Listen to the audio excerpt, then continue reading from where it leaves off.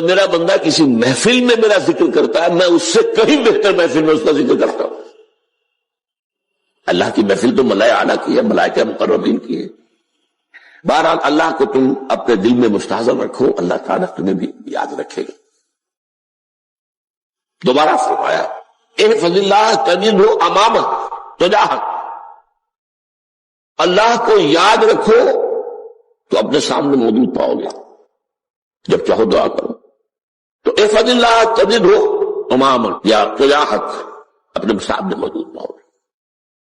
اذا سألت فاسأل اللہ، اب آ گیا وہ مرکزی مضمون۔ دیکھو جب مانگو اللہ سے مانگو، غیر اللہ کے سامنے ہاتھ دراز کرو ہی مت۔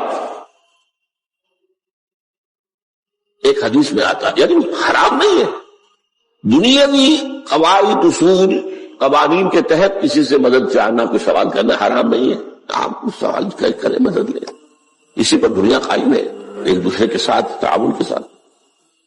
لیکن اونچا مقام کیا ہے؟ کسی سے سوال مت کرو سوائے اللہ، یہاں تک کہ جوتے باندھنے کا تسمہ تمہیں درکار ہے تو بھی کسی سے مت مانگو، اللہ سے مانگو۔ کیا پتہ اللہ کس کے دل میں ڈال دے اور وہ آ کے تمہیں تسمہ پیش کر دے، ہوتا ہے ایسا بس آپ ہوتا۔ جو اللہ کے ساتھ لو لگا کر رکھنے والے ہیں ان کے تو ایسے واقعات ہوتے ہیں کہ دل میں ایک بات آئی اور اس کے بعد وہی بات جو ہے وہ کوئی شخص آ گیا اس نے وہ بات پوری کر دی، کیونکہ لوگوں کے دل جو ہے وہ تو اللہ کے دو انگلیوں کے مابین عزت چاہتا پھر دیتا۔ کیا پتہ اللہ کسی فرشتے کو انسانی شکل میں بھیج دے، آتا ہے فرشتہ، آتا ہے انسانی شکل میں، آپ کی تکلیف کو رفع کر دے، آپ کی ضرورت کو پورا کر دے، کسی سے بات، کسی اور سے بات۔ یہ ہے توحید کا لب لباب۔ یوں سمجھیے اسلام کی جڑ کیا ہے؟ ایمان۔ اسلام کا جو خارجی نظام عمل ہے، انفرادی اعمال ہو اجتماعی ہو، ان سب کی روح رواں کیا ہے؟ ایمان۔ ٹھیک، ایک بات ہو گئی۔ ایمان کا خلاصہ لب لباب کیا ہے؟ ایمان باللہ۔ جیسے ایمان بالآخرہ بھی ہے، ایمان بالملائکہ ہے، ایمان بالانبیاء ہے، ایمان بالرسل ہے، ایمان بالکتب ہے، ایمان بالقدر ہے، لیکن اصل ایمان، اسی لیے ایمان مجمل میں آپ کو معلوم ہے کسی اور چیز کا ذکر نہیں۔ آمنت باللہ کما ہوا باسمائہ وصفاتہ وقبلت جمیع احکامہ اقرار باللسان وتصدیق بالقلب، یہ ایمان مجمل ہے۔ اجمالی طور پر ایمان اس کا نام ہے، ہاں مفصل تفصیلی طور پر آمنت باللہ وملائکتہ وکتبہ ورسلہ والیوم الآخر والقدر خیرہ وشرہ من اللہ تعالی۔ تو اسلام کی جڑ ایمان، اور اسلام کا سارا جو نظام عمل ہے، چاہے انفرادی اعمال ہو چاہے اجتماعی، ان سب کی روح نواں ایمان، اور ایمان کا خلاصہ ایمان باللہ۔ اور ایمان باللہ کا اصل حاصل وہ ہے جو اس حدیث میں آ رہا، اس کے دو تقاضے، عبادت صرف اسی کی، استعانت صرف اسی سے۔ اس لیے میں نے سورہ فاتحہ کا تذکرہ شروع میں کیا، یہ عبادت کا جوہر ہے، عبادت کا جو ہے یہ ایمان کا حاصل، عبادت صرف اس کی اور استعانت صرف اس سے۔ استعانت ہی میں سوال بھی آ گیا، میری مدد ہے، آپ کسی سے کچھ مدد مالی چاہ رہے ہیں یا کوئی اور مدد چاہتے ہیں، کسی کام میں مدد چاہتے ہیں، جیسے میں نے کہا تھا کہیں سفارش کرانا چاہتے ہیں، ایک مدد ہے۔ وَإِذَا اسْتَعَنْتَ فَاسْتَعِنْ بِاللَّهِ، اور جب مدد مانگو صرف اللہ سے مانگو۔ اور وہ سارے الفاظ یاد کر لیے، استدعاء، استعانت، استغاثہ، یہ جو غوث اعظم سے استغاثہ کیا جاتا ہے یہ تو شرک ہے۔ استغاثہ اللہ سے، دعائی اللہ کی، اس اعتبار سے استمداد، استعانت، استدعاء، استغاثہ، یہ سب اللہ سے، صرف اللہ سے۔ عبادت صرف اللہ، ایاک نعبد، اور استعانت صرف اللہ سے، مانگو صرف اللہ سے، جب مدد طلب کرو صرف اللہ سے۔ اور جان لو اگر تمام لوگ جمع ہو کر تمہیں کوئی فائدہ پہنچا جائے، نہیں پہنچا سکتے، الا بشیء قد کتب اللہ لک وان اجتمعوا علی ان یضروک بشیء لم یضروک الا بشیء قد کتب اللہ علیک، اگر سب مل کر چاہے تمہیں کوئی نقصان پہنچا دے نہیں پہنچا سکتے مگر وہی کچھ جو اللہ نے تمہارے لیے لکھ دیا۔ اب بتائیے خوف کی جڑ کٹ جائے گی کہ نہیں؟ یہ جو ایمان جو ہے یہ خوف اور حسن دونوں سے نجات دلانے والی بات ہے. جو حقیقی مومن ہے وہ اللہ کا ولی ہے. حقیقی مومن وہ اللہ کا ولی ہے. اور الا ان اولیاء اللہ لا خوف علیہم ولا هم يحزنون. یہ اولیاء اللہ کو علیحدہ مخلوق نہیں ہے, ان کے سر پہ سینگ نہیں ہوتے, انسان ہی ہوتے ہیں. لیکن حقیقی معنی میں مومن ان اعتبارات سے جو آج ہم پڑھ رہے ہیں, ایمان اس درجے کا پہنچ گیا تو اللہ کا ولی ہے. اور لوگ کوئی خوف کس بات کا ہوگا؟ کس سے خوف کروں؟ اس کے ہاتھ میں کچھ ہے ہی نہیں. اور اگر کچھ اللہ نے میرے لیے لکھ دیا وہ آ کر رہے گا, چاہے میں لاکھ گڑ گڑاؤں اس کے سامنے مجھے چھوڑ دے. اگر اللہ نے لکھا ہوا ہے وہ تو آئے, تو کاہے کو اس کے سامنے گڑ گڑانا, کاہے کو جمبسائی کرنا اس کے سامنے. اور کسی کے ہاتھ میں کچھ ہے ہی نہیں, میرا خیر ہے ہی نہیں, کاہے کو خوشامد کرو اس کے لیے. اور سنیے, رفعت الاقلام, دیکھو نوجوان, قلمیں اٹھا لی گئی ہیں, وجفت الصحف, اور جو رجسٹر ہیں صحیفے ان کی سیاہی خشک ہو چکی ہے. یہ ہے وہ اللہ کا علم, اس میں ہر شے لکھ دی گئی, اس کی قلم اٹھا لیے گئے. جیسے آپ کو معلوم ہے امتحان ہوتا تھا, 3 گھنٹے ختم ہو گئے, اسٹاپ رائٹنگ, بس اب قلم رک جانا چاہیے. وہ قلم تو تقدیر کا کاتب جو ہے وہ قلم اس کا اب اٹھا لیا گیا, اور جو صحیفے جن پر کے لکھا گیا وہ خشک بھی ہو گئے. یہ تو روایت ہے جو امام ترمذی نے جس کو روایت کیا, یہ متن ان کا ہے جو ہم نے پڑھا ابھی, اور ان کا قول یہ ہے کہ یہ حدیث حسن صحیح ہے. لیکن یہی روایت اور انہی راوی سے عبداللہ ابن عباس سے رضی اللہ تعالیٰ عنہما اور بھی محدثین نے کی ہے. تو اس میں سے ایک اور متن جو ہے وہ یہاں پر امام نووی نے دے دیا ہے.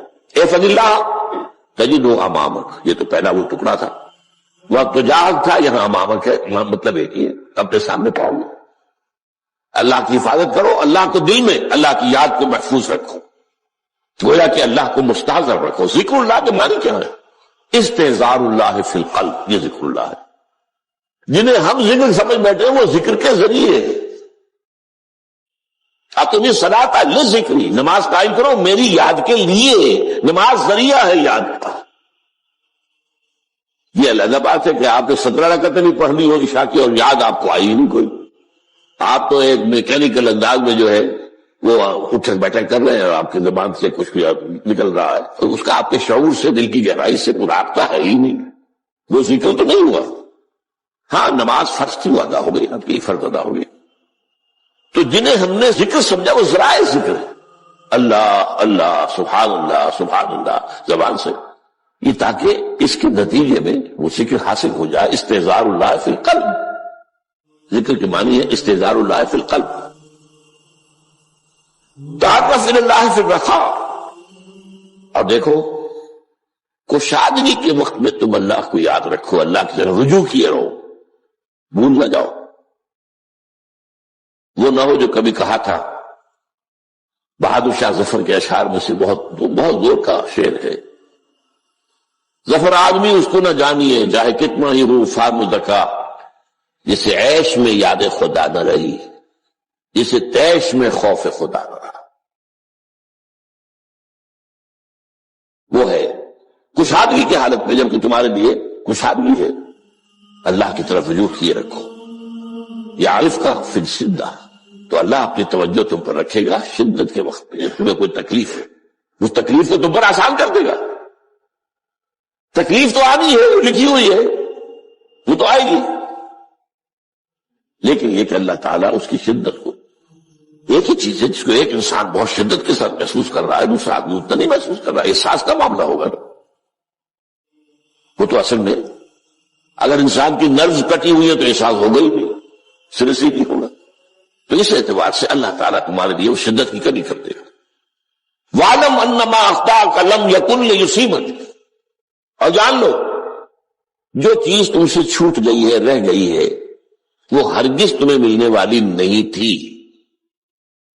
اب آپ نے کسی ملازمت کے لیے درخواست کی ہے, درخواستیں مانگی گئی ہیں, اپنی سی محنت کر لی, نہیں ملی ملازمت، اب آپ بیٹھے ہوئے افسوس میں، رنج میں، غم میں، فلاں نے یہ کر دیا، فلاں نے یہ کر دیا، وہ فلاں جو ہے بڑی تکڑی سفارش لے آیا تھا، فلاں نے رشوت دے دی.